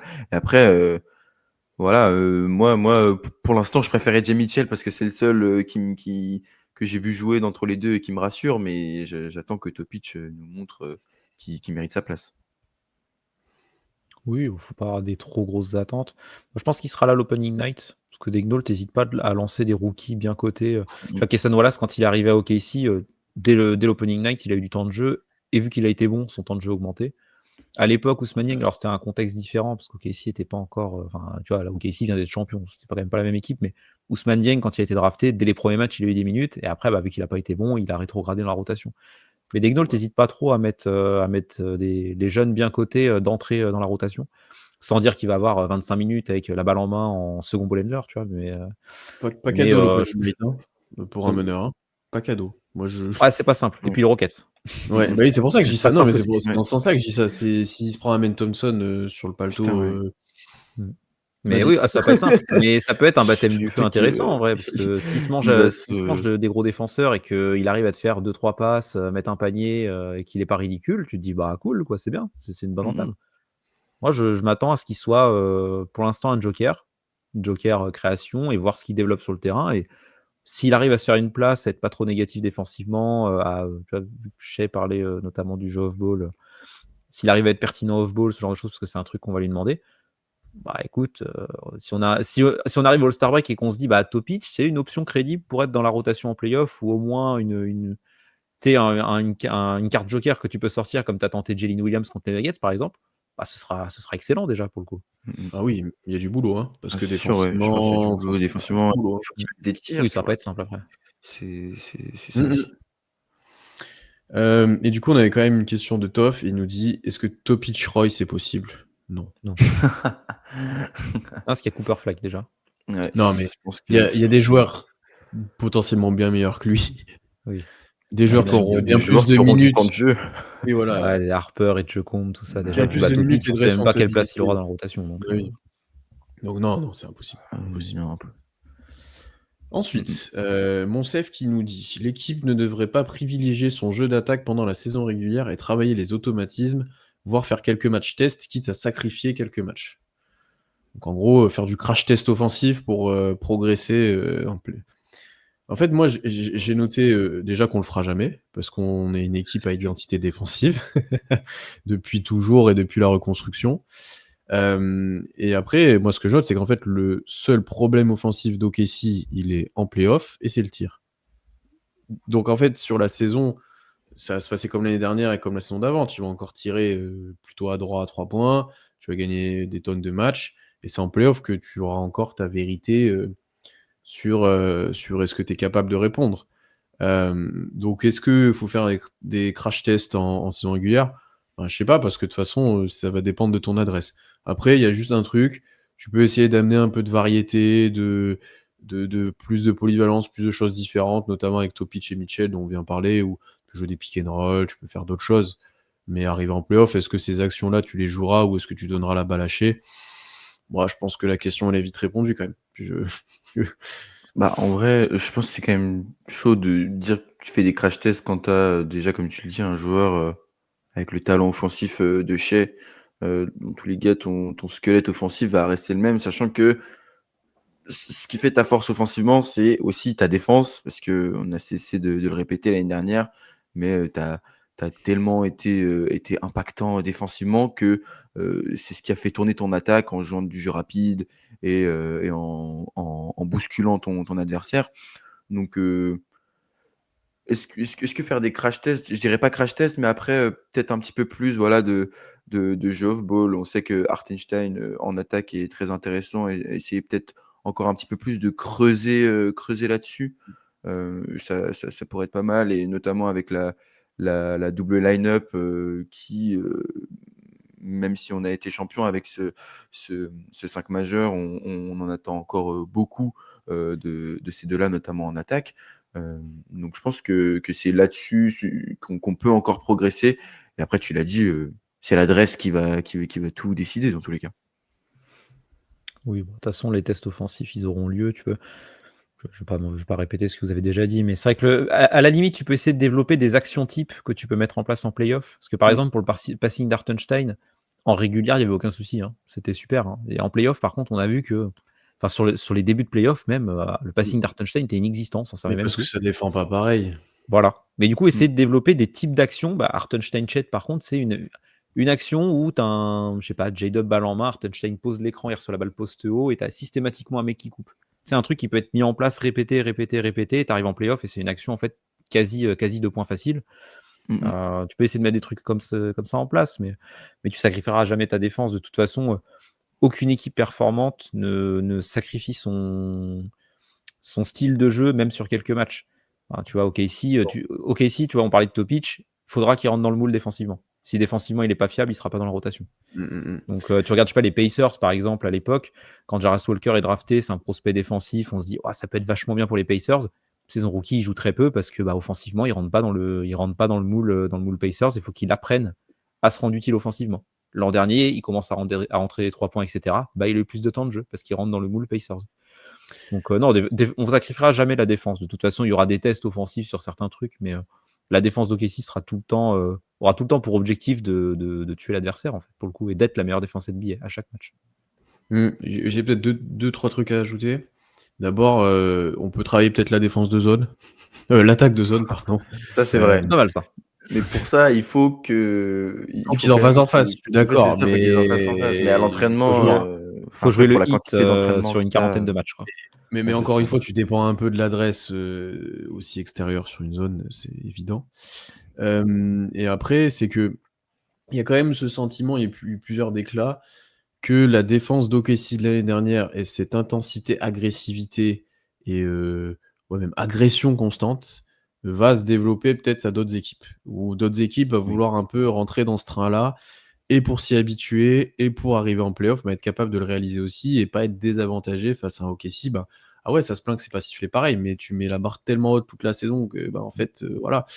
Et donc je pense qu'il y aura peut-être d'autres équipes, et je pense que Houston en est un bon exemple, bon, sauf KD qui rentre pas du tout dans ce mood-là, et ni un Şengün, mais dans les extérieurs en tout cas, où tu auras peut-être cette envie-là de défendre très fort et très haut, et du coup là tu devras t'adapter aussi offensivement pour OKC. Même Şengün, il est agressif, hein. Franchement, Ouais. je suis assez impressionné par ce qu'il fait, honnêtement. Mais tu vois, il y aura peut-être aussi des adaptations vis-à-vis de ça où ce que tu fais va devenir une tendance. Et du coup, toi, tu ne connais pas ça parce que tu ne joues pas contre toi-même en saison. Donc voilà. Donc ça sera intéressant de voir s'il y a des adaptations vis-à-vis de ça. Et après, il y a Kamel qui nous dit c'est quand même dingue d'être 3e au shoot en saison régulière et de passer quasi dernier en playoff. Il faudrait faire une analyse profonde pour voir si tu prends les mêmes tirs, si tu es ouvert pareil, si c'est les mêmes joueurs, si machin. Et je pense qu'il y a des petites différences qu'on pourrait identifier. Mais après, ouais, je pense que globalement, les joueurs ne mettent plus dedans. À part Caruso. Les autres, Caruso, ça va. Caruso, il a l'emoji flamme. Non, mais un Ludor, par exemple, ça a chuté. Joe, J-Dub, Chet aussi. J-Dub, t'as une explication. Oui, ça c'est sûr. Mais tu vois, quand ils interrogent Dort sur les 3 tirs à 3 points qu'il met contre Denver, il dit j'avais l'impression que enfin j'arrivais à mettre un tir et que ça c'était. Enfin, quand t'en viens à penser ça, c'est que vraiment ça rentre plus, quoi. Donc ouais, je sais pas si c'est un facteur mental, il y a un facteur aussi fatigue, il y a un facteur de la défense, il y a un facteur pas mal de choses il peut avoir. Mais c'est difficilement identifiable. Et c'est pas un problème de Chip England qui va te régler ta shooting form. C'est pas ça. Oui, parce qu'en régulière, on voit que ça marche. Donc, Bah oui, pour le coup, voilà. Et ça fait 2 après, saisons. et ça peut pas être un problème de tu mets plus d'intensité en playoff parce que dès la régulière, OKC défend comme des chiens de la Ouais. casse. Donc, Ouais, après, tu as peut-être plus pour de le coup, minutes sur les joueurs, ou c'est ouais, peut-être c'est un peu ça, plus, ça, il y a ça plus rentre de en compte répondants en forcément. face aussi, tu vois? Ouais. Je sais pas. Mais bon, et Mais c'est non. le cas pour les autres aussi, hein, donc en soi, Oui. peut-être qu'il te manque ces spécialistes, je sais pas, mais en même temps, pour les avoir, faut pas que tu casses ta défense. Enfin, c'est de toute façon un calcul compliqué, hein, donc Mmh mh. Autre question de Monsef, et on a une autre qui ressemble aussi, ensuite après. Vous pensez que l'on va faire beaucoup de load management cette saison? Bah, pour moi, OKC, a toujours un petit peu un petit peu fait du load management, en fait. Shai, c'est une des superstars, si ce n'est, la superstar qui joue le moins, en tout cas en saison régulière, je crois. Il tourne autour des 34 minutes, ce qui est tout à fait correct. Pareil, J-Dub, il doit être, autour des 32 minutes. Chet, j'en parle pas. Donc, enfin, on Mmh. connaît la tendance de Marc Daigneault à beaucoup faire tourner son effectif, à jouer à 10 joueurs dans la rotation en régulière. Évidemment, ça s'écourte un peu en play-off. Mais justement, c'est pour moi quand même une force de Casey, c'est quand même de beaucoup faire tourner. Et même en play-off, tu l'as vu, tu avais quand même des joueurs qui étaient beaucoup plus frais. Est-ce que ça a un vrai impact? Je sais pas, mais tu regardes contre les Nuggets, il y avait une vraie différence de fatigue entre les deux équipes. Quand une série elle va jusqu'en 7 et qu'il y a des prolongations, et cetera, tu sens que OKC avait plus de gaz dans les dernières minutes. Donc, je pense pas qu'OKC va changer sa manière de faire, et je pense pas que Marc Daigneault va modifier ça, parce que pour moi, tu es déjà un petit peu dans du load management. Voilà, quand Shai, il est à 49 points et que tu as envie qu'il marque les 50 points, Daigneault, il en a rien à foutre, il lui fait pas jouer le 4e quart-temps. Donc voilà. ouais. Mais après, souvent quand on parle du load management, on parle de, joueurs qui sont au repos sur un match ou quoi. L'avantage d'OKC quand tu es une équipe forte comme OKC, c'est que tu load manages tes joueurs pendant les matchs. Shai, il voit pas le 4e quart-temps parce que tu C'est mènes de ça, en 30 fait. points, bon bah, c'est Mmh. cool, tu le reposes comme ça. Il a joué 28 minutes, ça il est pas trop fatigué pour le back to back, donc ouais, ça changera pas. De toute façon, après, si OKC fait une saison galère et galère comme Denver par exemple l'an dernier pour se qualifier dans le top 6, bah, ça va tirer sur les stars, hein, c'est sûr, mais bon, sur le papier en tout cas, le Thunder est censé avoir une marge, donc je vois pas de changement particulier dans la manière de faire de Mark Daigneault. Et oui, il y aura le temps de jeu des joueurs va être managé. Après, de là à mettre des joueurs au repos parce que je suis un peu fatigué, machin, je suis pas sûr, ça, pour le coup, hein. Je suis pas Ouais. sûr qu'il y ait le truc de comme faisait Pop à l'époque où il sortait son 5 où il disait bah mon 5 majeur il joue pas ce soir. Non, je pense pas qu'Okissi fera ça. Non, ça reste des joueurs, jeunes, en plus, qui Ouais. ont envie de jouer, et cetera. Et puis, comme vous l'avez dit, parce que tu gagnes large certains matchs, tu gagnes des minutes de temps de jeu. Shai, il y a des fois, des périodes où 6 matchs sur 10, il joue pas le 4e quart-temps. Bah, voilà, c'est bon, on est bien. Et tu avais le Et classement le classement des meilleurs scoreurs de NBA et dans les premiers, tu avais Shai en 3 cartons. ouais, C'était rigolo. et puis ensuite, parce que tu as l'effectif le plus profond de la NBA. Bah, qu'autant en profiter, ça veut dire que, ouais, on a dit tu joues à 10, tu peux jouer à 12, hein. Tu Mmh. Il y a là même ton 12e, il est, backup, voire mieux, où il a des bonnes minutes dans plein d'équipes, hein. Donc, Jalen Williams, ils lui ont posé la question d'ailleurs. Il y a des équipes où il joue 20-25 tous les soirs, je pense, C'est le backup pivot honnêtement. de pas mal d'équipes, hein. Ouais, Oui, Et donc, backup pivot. c'est l'un des meilleurs 3e pivots de la ligue, ça, c'est sûr. oui, donc, et c'est que Jalen, hein. Donc, Ouais. non, c'est aussi ça qui te permet ça. Et puis, au final, en play-off, arrivé en finale, c'était Thunder Pacers, les 2 équipes peut-être les mieux constituées et les plus profondes. Une fois que, oui, donc globalement, c'est ça, hein. Si je Mmh. calcule, Mmh. tu avais des top heavy un peu plus, équipés, notamment à l'Est, New York, et cetera, ou autre, mais, Celtics, dans la rotation et dans les principes de jeu aussi, c'était les plus développés, mais voilà. Mmh. Donc non, pas besoin forcément de load management dans la définition même. Et après, il y a Toff qui nous demandait doit-on gérer les minutes du Big Free, quitte à ne pas finir premier de conférence? Mais en fait, on le fait déjà, je trouve, depuis 2 saisons, C'est hein. ça, ouais. C'est ça. Et ça t'empêchera pas de finir premier de conférence si tout se passe bien. Mmh mh. Sauf si Ah t'as ouais, les Lakers qui gagnent ton 5 matchs ou un truc, mais ça me paraît En toute humilité, oui, clairement. T'as une Toute recette humilité, qui on marche. bat le record des Warriors. Non, mais t'as une recette de match pour gagner des matchs en saison régulière, en tout cas, qui marche et même quand tu as des absents, tu as un niveau de base qui te permet d'aller chercher pas mal de victoires.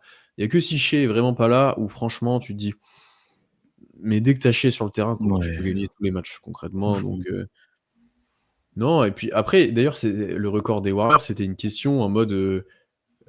Il y a des insiders ou des podcasteurs qui ont dit c'est dommage, OKC ils vont pas le jouer en mode sprint, parce que si tu joues en mode sprint pour aller chercher le record, peut-être qu'ils auraient pu, tu vois, parce que tu as une recette qui marche. Donc Ouais. Oui, en vrai, il est pas si inatteignable. Alors, il est très élevé, hein. Faut perdre 9 matchs, ouais, enfin en 8 vrai, matchs il du faut coup être dans la très saison. solide. Faut y aller, hein.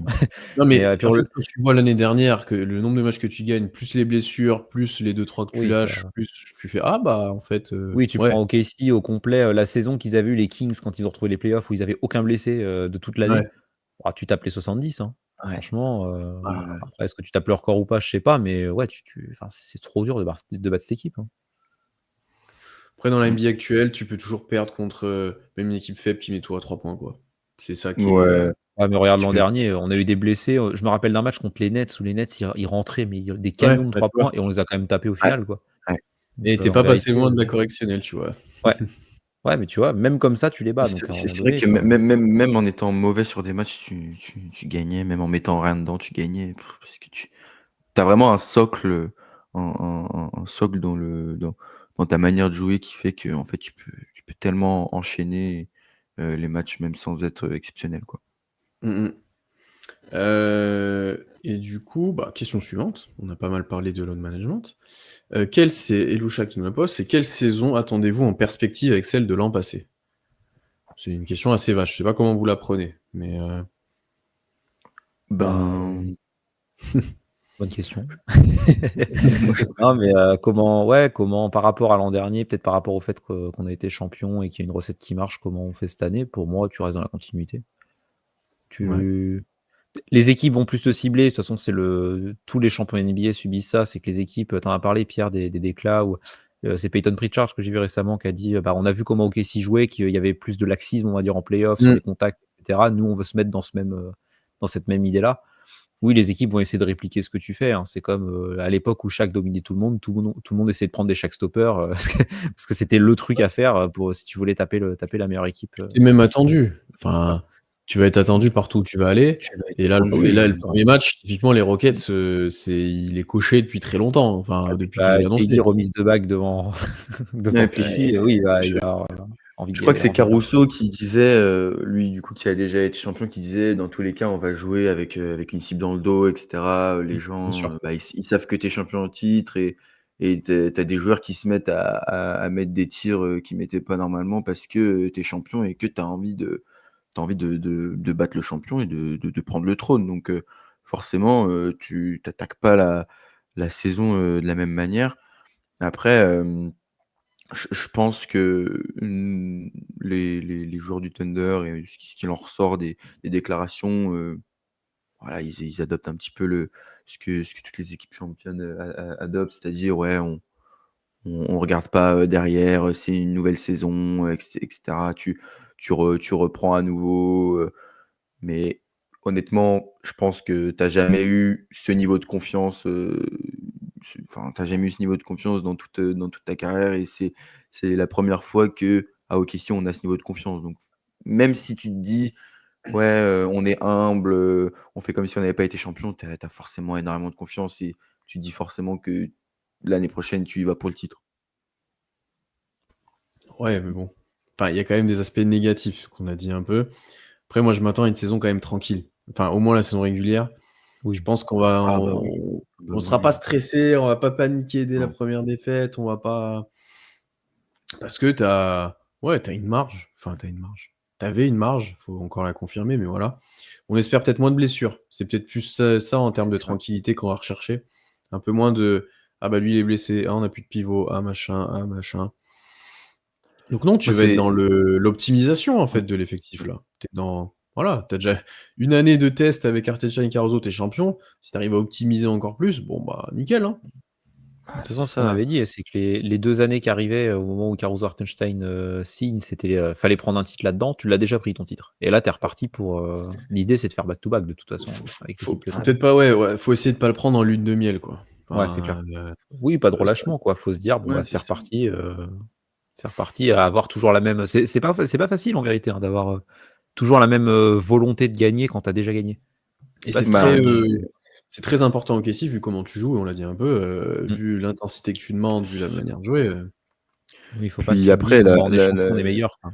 il y a quand même Faut tirer les points. il y a aussi une grosse, concurrence, faut quand même pas le négliger, tu vois? c'est vrai. Ça fait depuis les Warriors, 2017-2018, il y a pas eu de back to back. Donc c'est quand même pas rien. Et comme tu l'as dit Pierre, je pense que ce qui va être important, c'est qu'il y ait pas de blessures et qu'on ait vraiment un groupe qui joue ensemble, qui évolue ensemble et qui ait vraiment les meilleurs, automatismes et la meilleure, cohésion pour, arriver en play-off avec vraiment une symbiose dans le groupe. Là où l'année dernière, tu as quand même eu pas mal de blessures et on se posait la question: «Ah, est-ce que pour les playoffs, ça va pas être juste, la connexion entre Hartenstein et Chet?» et cetera. Ça Donc là, cette l'était, année, d'ailleurs. ça a Ça été. ça a Ça a suffi. été, C'est juste ça a que ça a suffi. suffi. Ça a suffi, mais tu vois, t'attends quand même, là, cette année, d'avoir vraiment la connexion, développer la connexion entre tous les joueurs à son plein potentiel, quoi. Mmh, mmh mh. On enchaîne. On a une autre question de Eloucha qui nous dit: «On est comment au niveau des pics pour la draft?» Bon, c'est pas vraiment une question, c'est plus un petit point d'étape. Un petit point, ouais. 2026 est une année, rémunératrice pour Kissy, j'ai envie de C'est dire. il y a D'ailleurs, du on arrive dans les années les plus rémunératrices, hein, on va se le mmh, dire, hein, c'est voilà. Alors OKC a potentiellement 4 premiers tours de draft l'année prochaine. Alors j'ai trouvé un résumé sur RealGM et c'est les plus normalement corrects sur ça, parce que c'est assez compliqué, parce qu'il y a des imbrications les uns dans les autres. ouais.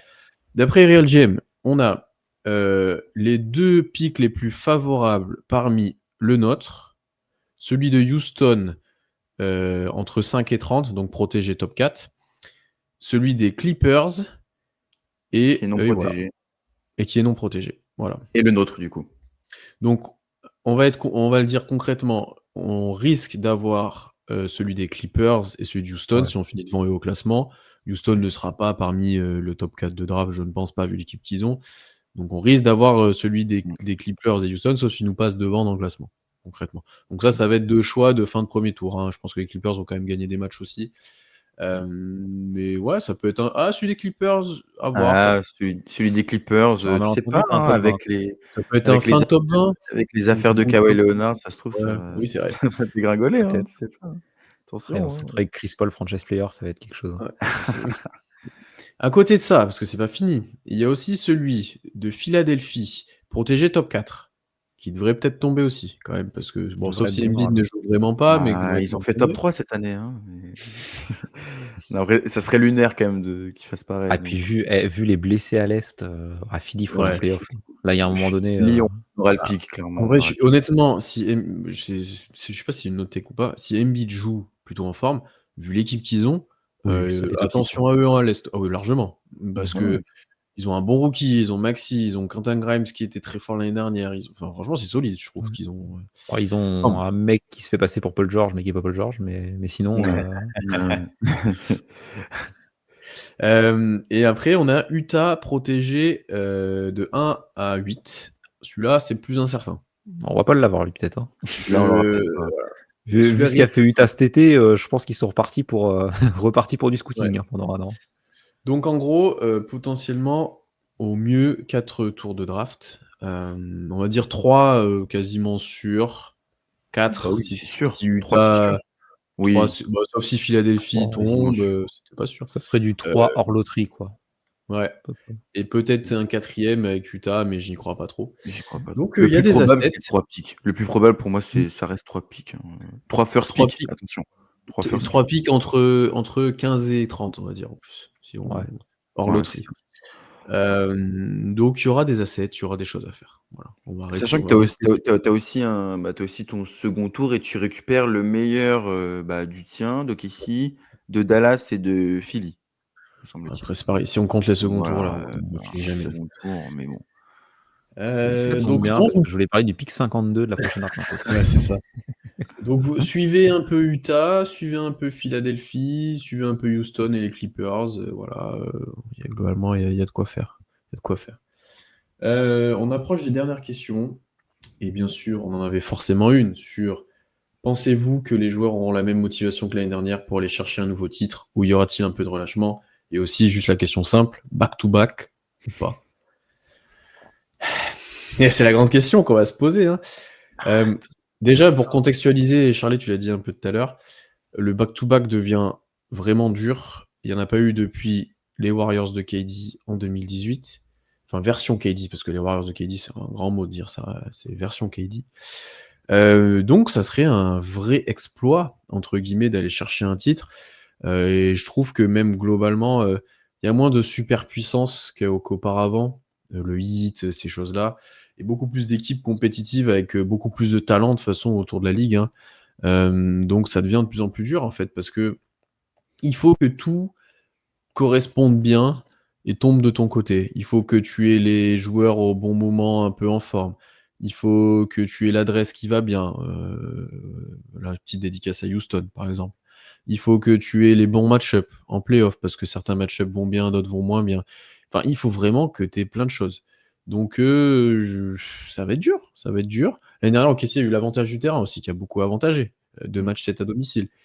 Donc il faut quand même beaucoup de si qui à cocher. Voilà. Après, moi je dirais juste que des choses à cocher, ok, si on a beaucoup moins que pas mal d'équipes. On est beaucoup plus proche que pas mal d'équipes. J'ai pas la cote Vegas, etc. Mais on est favori. On avait un petit step au moins en saison régulière l'année dernière sur tous les autres. Ça a tenu en playoff même en étant moins bon. Donc, il y a des raisons d'y croire. Est-ce que j'y crois? Je donnerai ma réponse peut-être prochainement, je ne l'ai pas tout de suite. Donc, on verra les prochains épisodes, mais là, je sais pas. On verra après, mais back-to-back, de toute façon, évidemment, moi j'y crois au back-to-back, hein, mais oui, ça dépend pas que de tes performances, ça dépend d'autres choses. Donc, écoute, on verra comment ça se passera. Mais par contre, pour ce qui est de la mentalité d'OKC, tu as la volonté de faire le back-to-back entre guillemets et d'avoir la même dalle que tu as eu l'an dernier. Je suis pas très inquiet là-dessus. Enfin, même si tu as déjà Shai qui a été MVP, qui a été MVP des finales, enfin, tu as J-Dub qui a eu son All-Star, son All-NBA, qui a fait une grande performance en finale aussi. Il y a quand même des accomplissements qui ont été débloqués. Ils ont débloqué des succès, Shai et J-Dub. Mais tu vois, rien que la présence, je sais pas, rien qu'à Chet, on a parlé de Chet au début. Chet, lui, il va avoir la dalle. Pour le coup, j'ai aucun doute là-dessus. Le mec, il a eu une saison tronquée l'an dernier. Je pense qu'il aura envie de tout casser. La présence d'un Caruso qui a cette expérience-là, ce genre de choses. Et même globalement, le fait d'avoir une grosse profondeur d'effectif, je pense que c'est une bonne chose parce que tout le monde se tire un peu la bourre et en fait, ta place, à part quand tu es vraiment à 4 de l'équipe, mais ta place, elle est jamais vraiment acquise à 100% parce qu'il y a quand même du monde derrière qui pousse. Je pense que c'est des bons éléments pour pousser le collectif d'OKC à repartir du bon pied et à se dire non mais ok, on a été champion l'an dernier, mais cette année c'est reparti, on se redonne à fond et on veut aller chercher la bague comme si on n'en avait pas eu une l'an dernier finalement. Ouais, puis tu vois, on reste quand même, voilà, on reste une équipe de chiens avant tout. Genre, je vois pas ce groupe changer de mentalité parce que tu allé chercher un titre. Et après, tu l'as dit, la saison dernière, elle est historique, que ce soit déjà la régulière, tu fais 68-14, c'est historique, tu remportes un titre, t'as beaucoup d'accomplissements. Mais moi, je suis assez confiant et même après, évidemment, c'est de la parlotte, hein, mais ce qu'il en ressort là au camp d'entraînement, Ouais, au ça, Media Day, C'est c'est sûr quand qu'au même, Media Day, ils vont pas te dire c'est bah non, on n'a pas positif. envie quoi. Non, mais c'est sûr. Mais non, mais on a quand même déjà vu des. Moi, je me rappelle des Hawks quand ils vont en demi-finale de conf qui disaient qu'ils n'étaient pas très excités par la régulière, tu vois. Bon, là, C'est vrai. t'as quand même pas ça. Ils sont quand même en train de dire bon, on a gagné un titre, mais on veut pas s'arrêter là, quoi. Mais après, est-ce que j'y crois au back-to-back? Moi, évidemment, après avoir gagné un titre, c'est quand même dur de pas croire au back-to-back, sachant que tu as gagné le même effectif et que tu as quand même gagné un titre. Alors certes, il faut un alignement des planètes, tu l'as dit Pierre, mais tu as quand même Mm. gagné un titre avec ton style de jeu, une identité qui est quand même propre à toi. Donc forcément, tu as quand même envie de pencher sur le fait que tu vas faire le back-to-back. Après, le truc, c'est aussi que tout le monde pense que OKC va faire le back-to-back, donc ça fait un peu peur. Ouais. Après, l'an Tout le dernier, monde, je sais pas, tout le monde mais À tout le l'an monde, dernier, non, tout le monde, Boston je sais était le pas, mais favori pour remporter le titre, hein. ouais, ouais. mais c'est un Donc, petit peu ça tous les ans, tu vois. Ouais. Tous les après ans, là, c'est en vrai, quand tu favori. regardes les effectifs, quand tu vois tout, c'est logique que OKC Un peu soit tout. favori. Il Oui. faut pas se cacher non plus. Après, nous, l'année dernière, on avait mis du temps à y croire. On avait mis un peu de temps, surtout avec les blessures, etc. On avait mis, Sauf voilà. qui avait dit: «On va en finale». Ouais. Ouais, mais Ouais, moi, on j'avais a mis dit du temps finale, à hein. avouer J'avais dit qu'on y finale, croyait vraiment. j'avais même pas dit, titre NBA, hein. Oui, c'est vrai. Après, quand tu es en finale, Donc, après, bon, bah, tu regardes ce qui se ouais, passe, Ouais. Ouais. mais ouais. Après, tu peut-être regardes peut-être les favoris, pendant l'an dernier à l'approche des playoffs, les 3 favoris qui se dégageaient, c'était OKC, Cleveland et Boston. Enfin, OKC, Boston et Cleveland un peu juste Ouais. derrière, mais vu la régulière qu'ils s'envoyaient, tu les mettais forcément dedans. Bah, cette année, Cleveland est toujours là, mais Boston, ils sont censés pas avoir Tatum. Ils ont changé leur effectif, mais bon, vu comment ils galopent sur le terrain, ça se trouve, il va être revenu cette année, mais mais bon, ils ont quand même changé pas mal leur effectif, donc pour retrouver des automatismes, ça a demandé du boulot, je pense. Ouais, peut-être 2 choses qui me sont venues. Déjà, le fait qu'OKC a un roster encore, assez jeune, je crois que ce sera la 4e équipe la plus jeune ou quelque chose comme ça. 6e, je crois. Niveau envie et niveau, ils sont au début de leur carrière. Tu as envie pas de t'arrêter là, je pense aussi, comparé à d'autres. Si Russ avait gagné un titre l'année dernière, je pense que ça a pas le même, ressenti que là où ils sont au début. C'est aussi des joueurs qui vont continuer de progresser, qui vont vouloir progresser, qui vont vouloir prouver leur place dans la ligue. Et ce que nous dit aussi Kamel un peu dans le chat, mais un Shea va vouloir gagner des places dans le classement all-time. Un Chet et un J-Dub vont vouloir commencer aussi de peser un petit peu petit à petit. Enfin voilà, Chet notamment, vous l'avez dit, c'est sûr qu'il aura la dalle, Ouais. sûr et certain. Ouais. Donc sur ça, c'est plus que positif, quoi. Donc ouais, il y a des éléments où on a envie d'y croire, mais voilà, ça reste une année après titre où tu as de la fatigue physique, tu as de la fatigue mentale. Tu as fait un match 7 des finales, c'est pas rien. Combien de matchs on a joué de playoff? 4 plus 5 plus 7 plus 7, ça fait 23, je crois. 23. C'est 23, pas ouais. rien. C'est pas rien après une saison de 83 matchs, bien entendu. Ouais, peut-être qu'on ira chercher une saison tournament aussi, peut-être pour se C'est peut-être motiver. l'objectif de la saison, on sait pas. Ouais. Défaite contre les Bucks, elle est là encore. Non, en fait, il y a pas de signaux, contraires au fait qu'OKC, n'est pas motivé, ne peut pas aller chercher un back-to-back, tout ça. Maintenant, ça reste une étape, énorme à franchir. On l'a dit, il y en a pas eu depuis longtemps, il y a pas eu plein de choses. L'Ouest est quand même, très équipé. Ouais. La saison va être dense. Autant à l'Est, je dis pas, mais à l'Ouest, c'est très équipé. Donc, il y a des équipes qui ont fait des ajustements, qui sont peut-être renforcées. Donc voilà, la tâche va être rude, encore une fois. Mais on a raison d'y croire. Et aussi, moi, j'ose espérer qu'ils se disent que c'est la dernière fois qu'ils auront cette configuration d'effectifs C'est ça, et qu'il faut en profiter. c'est ça. Je pense C'est ça, là, qu'un là, un tu as un Caruso, par avantage, exemple, après Caruso sera plus pour concurrentiel, on va dire OKC, ça ouais. comme ça. Ouais. Ouais, c'est ça. Hartenstein, c'est pas sûr qu'il retrouve une situation où il peut jouer le titre aussi, proche. Ouais. Heu, Caruso, bon, il sera encore OKC, les autres aussi sûrement, mais alors Ah, pendant mais qu'il est jeune. même les Kayson et cetera, enfin, en vrai, Mmh. enfin, ils savent qu'il y en a, même Dort et tout, genre personne n'est à l'abri de changer d'équipe, de se faire trade, tu vois?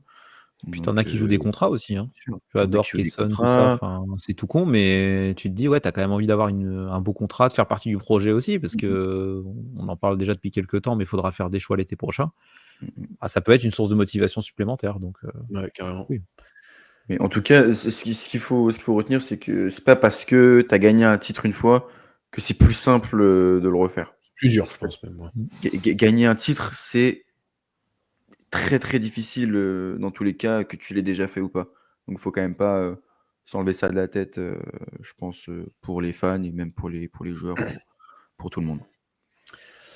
Eh bien, messieurs, on est venu au bout des questions, 1 heure et demie à peu près.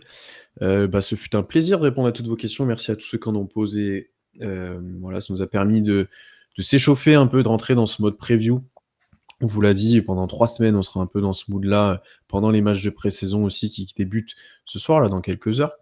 Donc n'hésitez pas à vous abonner partout pour suivre ça, pour suivre bien sûr toute la saison qui arrive avec nous, la saison du titre. Mais merci à tous et on se retrouve très vite et on a hâte de retrouver cette équipe dès ce soir, même si c'est des matchs sans enjeu, ça a beaucoup tourné Blockbuster autour du game contre les Hornets ce soir à 23h à ne pas manquer surtout. oui. Je pense que les 3/4 de l'équipe ne jouera pas, on verra qui c'est qu'il y Oui, a sur le oui, oui. terrain. Mais ça fera quand même plaisir, donc profitez de vos dernières nuits sans vrai NBA, maintenant je vais dire comme ça et puis on se retrouve très vite. Allez, salut à tous. Salut tout le monde! Salut.